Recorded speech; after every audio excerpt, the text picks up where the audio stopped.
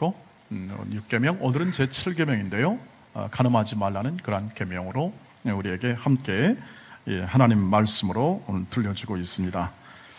당연히 10계명으로 주어졌기 때문에 이것은 금지, 즉 부정적인 그러한 금지로서 이 간음을 통해서 나타나는 많은 폐해와 그리고 공동체 관계의 깨어짐, 이런 것을 통해서 우리가 하나님의 음성이 이것을 통해서 이스라엘 공동체 질서 그리고 또 관계의 견고함을 유지하고 하나님의 백성다움의 삶을 계속 이뤄나가는 하나님의 계명 그리고 하나님의 명령으로 그렇게 우리가 이해를 성경에서 할 수 있습니다. 그런데 우리 사회에서, 우리가 일반 사회에서 말하는 이러한 개념, 즉 일반적으로 비혼인 관계에 있는 남녀 간의 성적 관계, 이런 개념에서 우리가 본다면 지금 사회에서는 간통죄 폐지를 따라서 굉장히 혼란스러워진 상황 가운데 있어서 간음하지 말라는 이 계명을 들으면 이것은 3,500년 전에 저쪽 모세가 이스라엘 백성에게 한 이야기고, 오늘의 현실 속에서 이것은 사생활에 해당하는 부분으로만 우리가 여겨질 가능성이 많은 그러한 계명이라고 할 수 있겠습니다.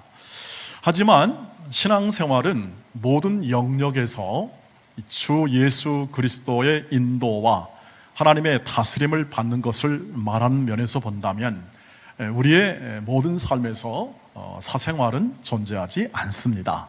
영적인 의미에서 하나님의 모든 영역에서, 하나님의 다스림의 모든 영역에서 그분의 인도하심을 받는 것이 우리의 신앙생활이죠. 그래서 우리가 이 계명에 속한 하나님의 본 마음, 원 뜻을 명료하게 깨달아 우리를 향한 이 계명은 전부 다 우리를 복주시고자 하는 하나님의 인도하심의 역사의 결과이기 때문에 이것을 더 명료하게 이해하여 우리의 삶 가운데서 하나님이 주신 이 말씀의 의미 속에 풍성함을 누려야 하는 것이 마땅한, 오늘 우리 2019년을 살아가는 믿음의 사람들의 마땅한 자세라고 할 수 있겠습니다. 근본적으로 이렇게 이것이 안 좋은 것임을 누구나 잘 알고 있습니다. 그래서 이것은 관계를 깨트리고 하나님께서 만드신 인간과 인간 사이, 존중받아야 하고 또 서로 대접받아야 할 인간과 인간 사이가 깨지는 것이기 때문에 기본적으로 금하고 있지만, 보다 주님께서 이것을 확장시켜 놓은 것을 볼 수가 있겠습니다. 다시 말하면 우리가 오늘날 우리에게 적용할 수 있고 우리가 실행할 수 있는 근거가 되는 말씀을 마태복음에서 얘기를 하고 있습니다. 마태복음 5장 27절 28절을 보시기를 바랍니다. 시작. 또 간음하지 말라 했다는 것을 너희가 들었으나 나는 너희에게 이르노니 음욕을 품고 여자를 보는 자마다 마음에 이미 간음하였느니라라고 말을 합니다. 굉장한 이야기죠.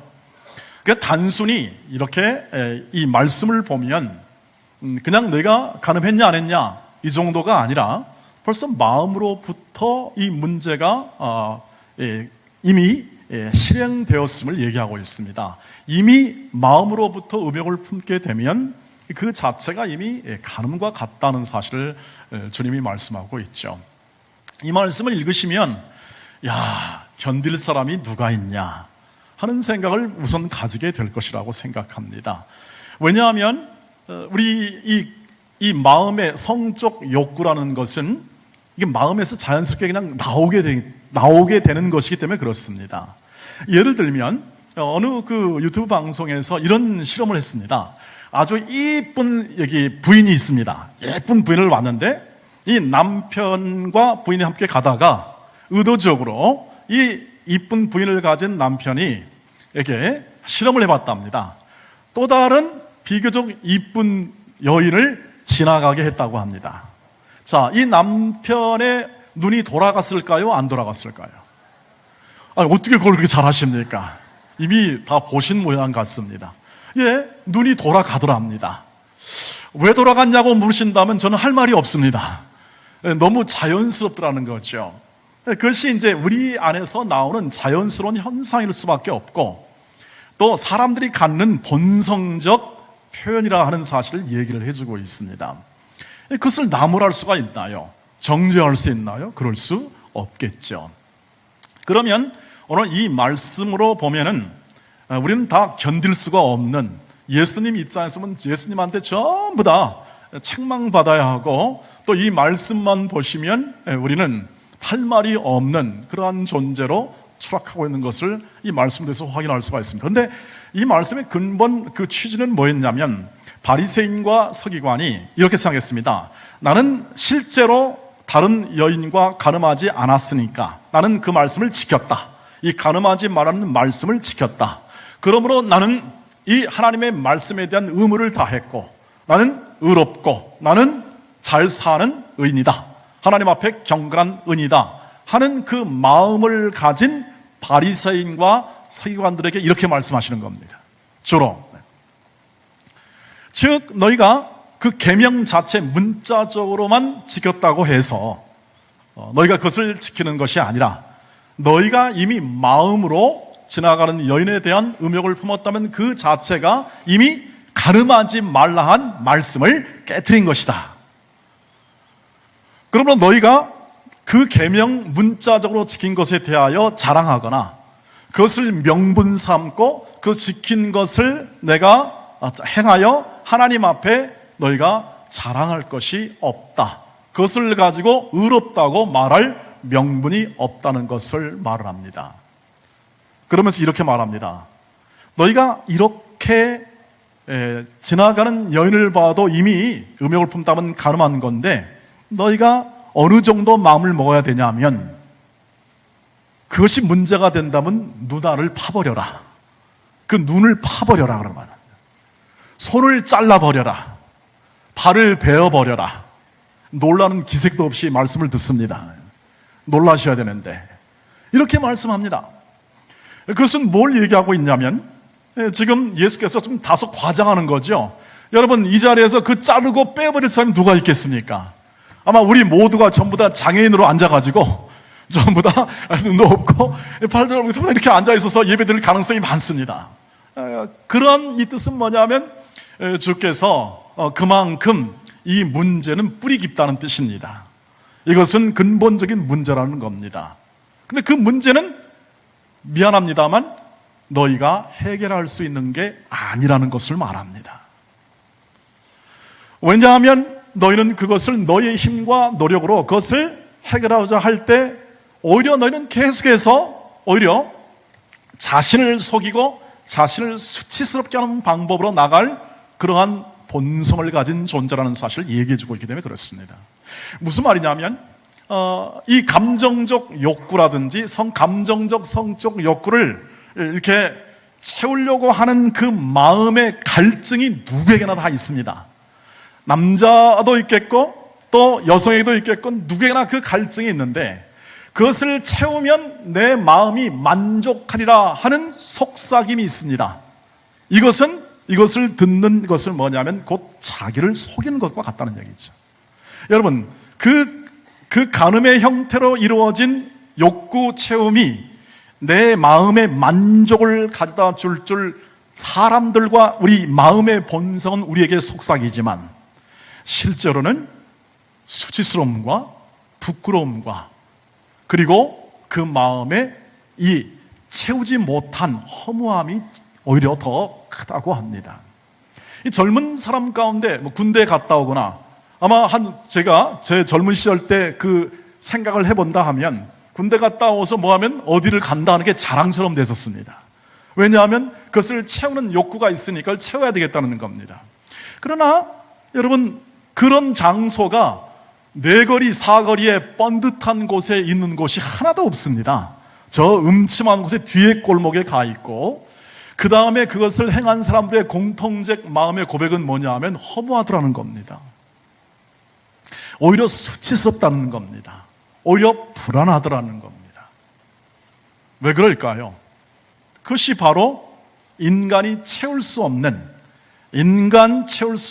이 안에 간절한 욕망과 어떤 공간이 있다는 사실을 이 사람들은 알고 있고 신학자들은 그것을 발견했었습니다.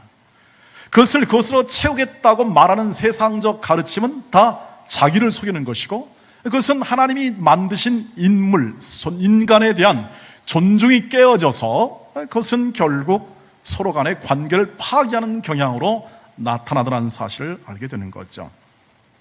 그러면 무엇입니까? 그러면 이 문제가 가지고 있는 것이 무슨 문제입니까? 지금 주님이 말씀하신 인간이 안 된다, 인간 스스로 할 수 없다는 것을 밝혀주면서 주님이 하시고자 하는 것은 무슨 뜻이냐면 이것입니다. 오직 하나님밖에 해답이 없습니다. 하나님이 보내신 예수밖에 해답이 없습니다 하는 사실을 얘기하고 있습니다.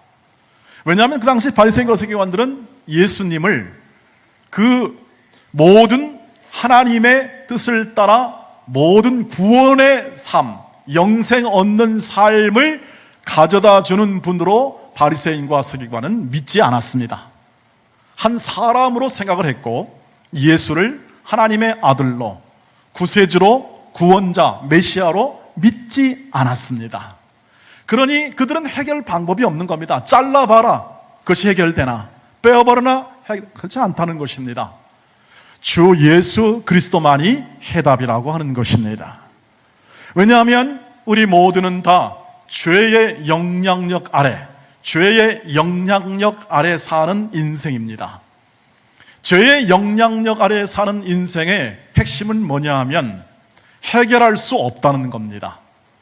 즉 모든 그 죄로부터 나오는 증상과 삶의 내용이, 우리로 말하면 이런 지금 간음하지 말라 했는데 그 간음하지 말라는 그런 말씀을 인간의 본성이 지켜 그것을 다 이루기에는 감당할 수 없는 연약함이 우리 안에, 인간의 본성 안에 있다고 하는 사실입니다. 하나의 예를 들어보겠습니다. 얼마 전에 신문에 난 이야기니까 이것을 한 사람을, 개인사를 비난하거나 정죄하는 것으로 말씀드리지 않고 인간의 연약함이 얼마나 정말 적나라하게 드러나는가에 대한 부분으로 말씀을 드리고자 합니다. 우리나라의 이름을 대면 그냥 알만한 재벌 총수 한 분이 계십니다. 근데 이분이 어려운 시절, 또 사업하며 힘든 시절에 한 여인을 만났습니다. 얘를 만났는데 힘들 때 만나서 그 마음에 어려운 부분을 채워주었죠.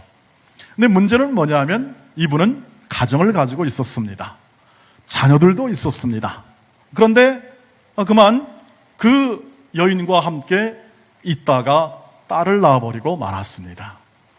그런데 문제는 뭐냐면 이것을 그런 생활을 한다는 것이 본인에게 굉장히 힘들었다고 합니다.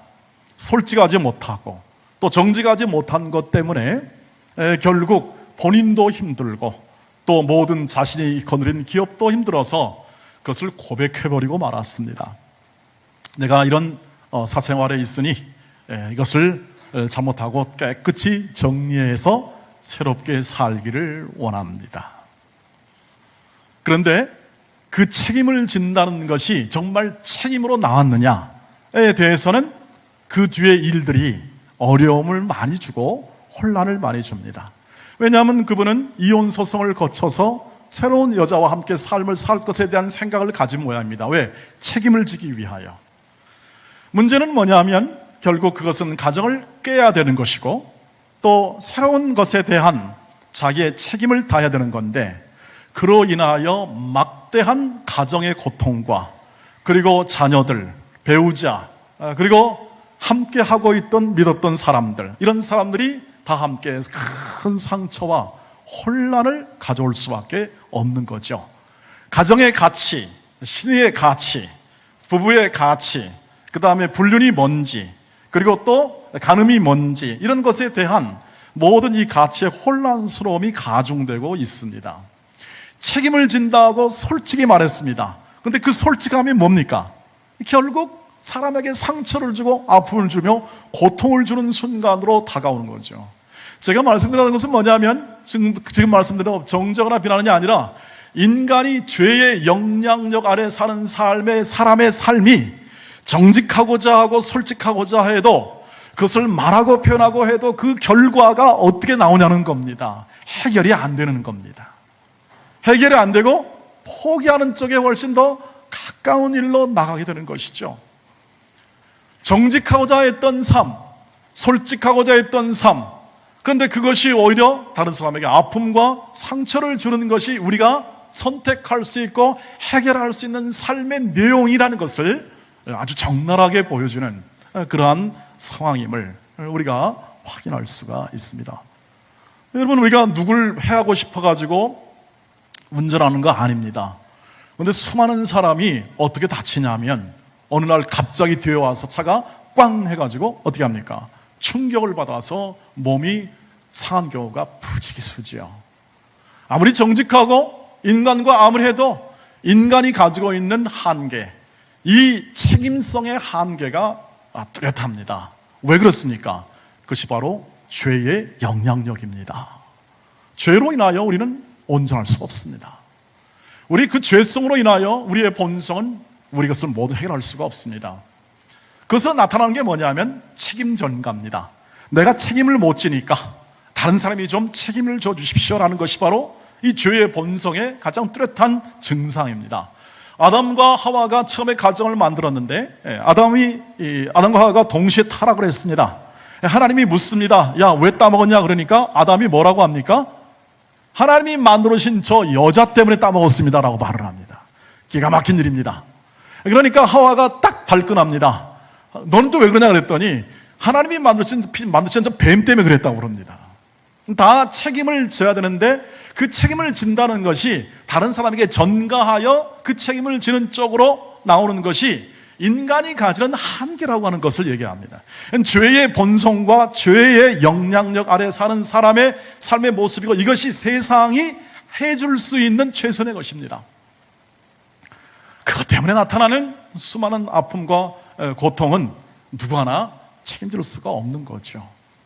이것이 실존, 우리가 지금 겪고 있는 삶의 현실 속에서 이 세상의 모든 공중권세 잡은 자 그리고 또 죄의 영향력 아래 이 사는 사람의 모습이기도 합니다.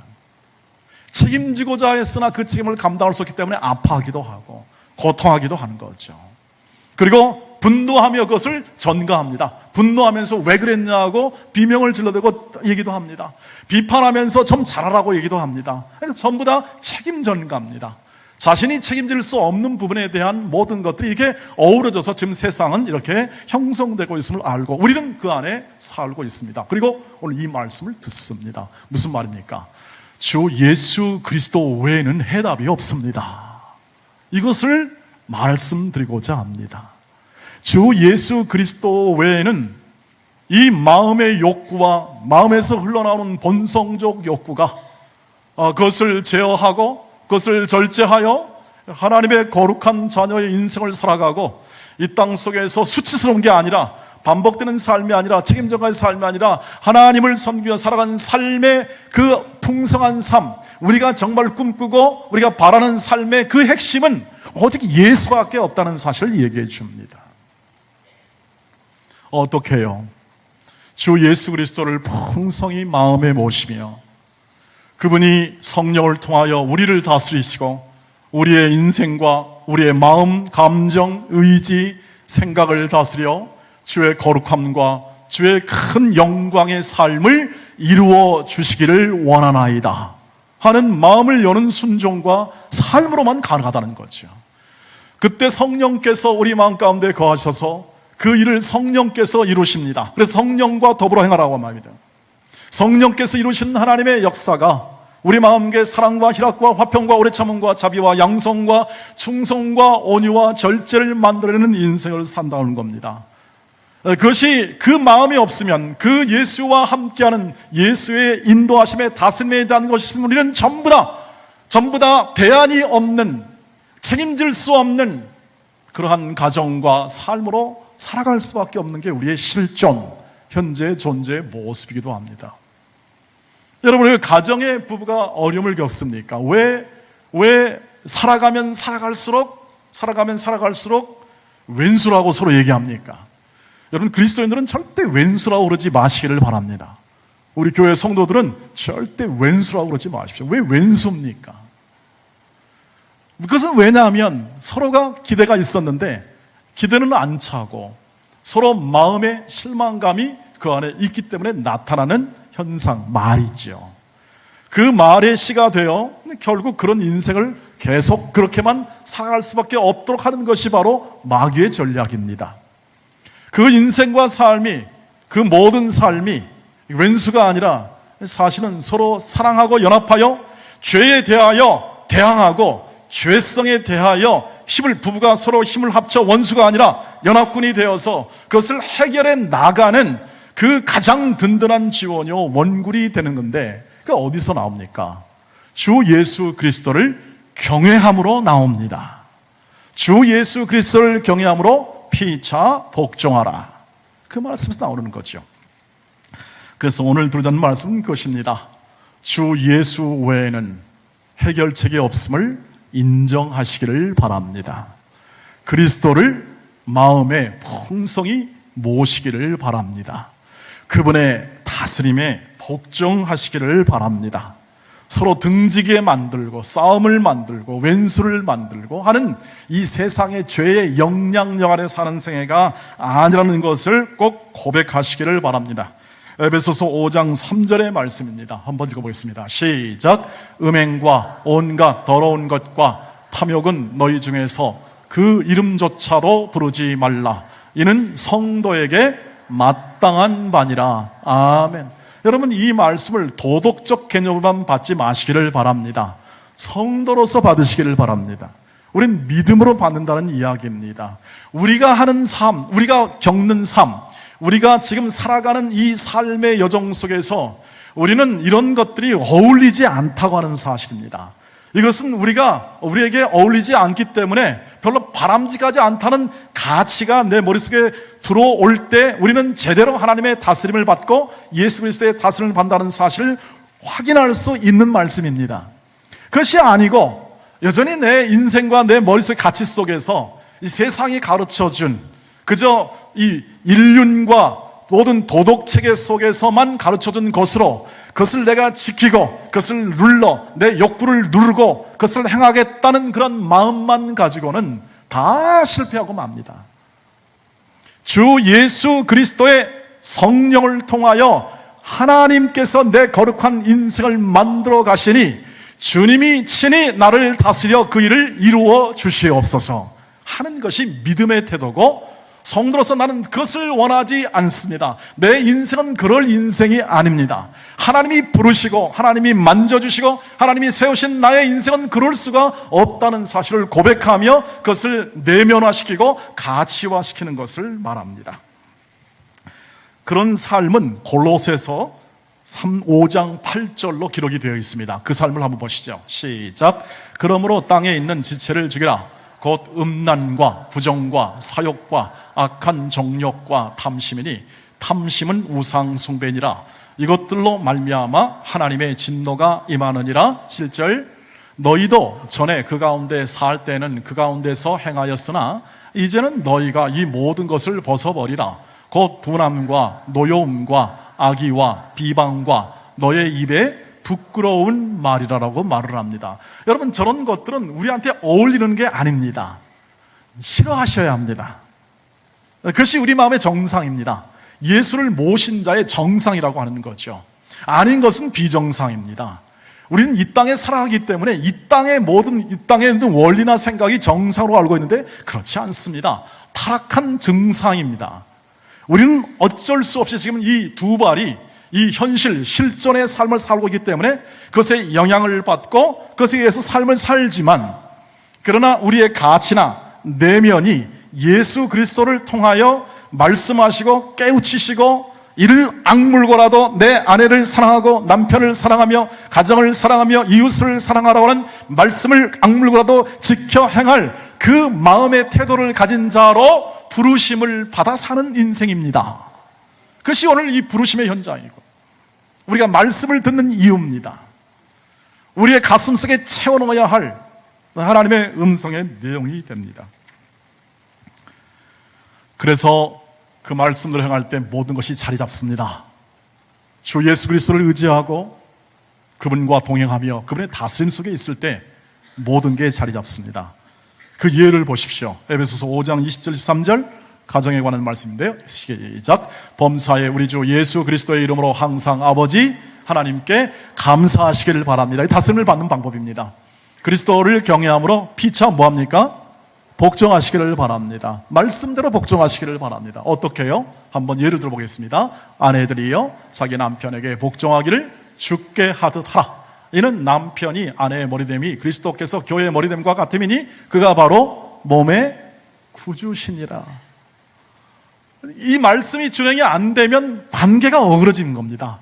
제자리를 잡을 수가 없습니다. 부부와의 관계에서 제자리를 잡을 수가 없습니다. 그러면 나오는 건 뭡니까? 실망, 이럴 줄 몰랐다, 탄식합니다. 그러면서 틈은 벌어지고 어려움을 겪습니다. 남편은 남편대로, 아내는 아내대로 어려움을 겪습니다. 왜냐하면 이 전쟁터 같은 삶 속에서 각자 많은 짐을 지고 있기 때문에 그렇습니다. 남편이 밖에서 일하는 모든 그 일함도 무겁거니와 아내는 또 얼마나 무거운 짐을 지며 가정을 사수하고 있습니까? 이런 큰 그림에서 본다면 하나님의 말씀이 준행이 되면 그 모든 사람이 서로 기대와 실망의 교차점이 아니라 하나님께서 큰 사랑과 예수의 십자가의 사랑을 통하여 아내를 거룩하고 흠도 없는 존재로 세워내는 것에 나를 이 가정으로 남편으로 불렀다는 사실을 명료하게 알게 되는 것이죠. 그리고 그 남편을 머리로 삼아 이 가정을 통하여 하나님의 영광이 드러나는 가정으로 세운 아내의 자리가 명료하게 확보가 되는 것입니다. 실망하거나 탄식하는 것은 결국 책임을 상대편에게 돌려 하나님에게 그 책임을 묻는 것과 같습니다. 우리 모두는 오늘 이 자리에 계신 분들은, 이 말씀을 듣는 모든 분들은 전부 개인적으로 하나님 앞에 책임 있는 존재로 부르심을 받았습니다. 근데 책임을 감당할 수가 없습니다.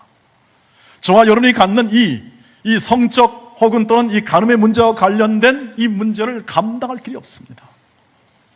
누르고 누르면 튀어나오는 것이 젊었을 때 경험하는 우리의 한계입니다. 예수께서 십자가에서 그것을 용서하시고 다 해결하셨습니다. 예수께서 십자가에서 그 문제, 우리가 갖는 수치스러움, 해결하지 못한 수치스러움을 다 하나님 앞에서 해결하셨습니다. 하나님이 용서하셨습니다.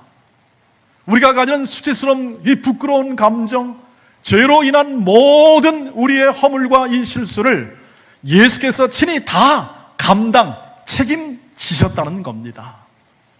그것을 우리가 하나님 앞에서 책임지겠다고 그것을 행하는 것이 아니라 그 이루어 놓으신 하나님의 은혜의 일에 감사함을 통하여 오늘도 그 감사가 내 삶과 내 인생 가운데 은혜로 흘러 충만해지기를 소원합니다. 그럴 때 우리는 줄어들 것입니다. 성도의 마땅한 삶이 늘어날 것입니다. 그리고 우리 한 걸음 한 걸음 걸어가는 길 속에 하나님께서 거룩함으로 채우는 충만함이 계속 여러분의 삶 가운데 넘치게 흘러 넘치게 될 것입니다. 여러분 한 주간 한 주간 여러분들을 살펴보시기를 바라고 여러분 가정을 살펴보시기를 바랍니다. 오늘 약속했던 이 하나님의 말씀, 은혜의 말씀이 그렇게 역사하는지 그렇게 세워간지를 한 주 한 주 생각해 보시기를 바랍니다. 그 말씀이 순종하여 내가 하나님의 말씀에 순종하고 예수 그리스도의 다스림에 내 자신을 복종시켜 나가는지를 확인하시기를 바랍니다. 그 안에 샘솟는 하나님의 은혜가 얼마나 큰지도 확인하시기를 바랍니다. 이것은 하나님께서 약속하신 것이며 채우시는 것이며 성도만이 하나님의 말씀을 듣고 순행하는 자만이 누릴 하늘의 복과 신령한 은혜입니다. 그리고 그것이 오늘 우리를 거룩한 자리로 이끌사 하나님의 뜻을 준행케 하시는 성령의 역사하심에 순종하며 복된 길로 나아가는 우리의 실존, 이 현실에서의 삶의 내용이 될 것입니다. 이 은혜가 우리 모두에게 있기를 주의 이름으로 축복합니다. 기도하겠습니다.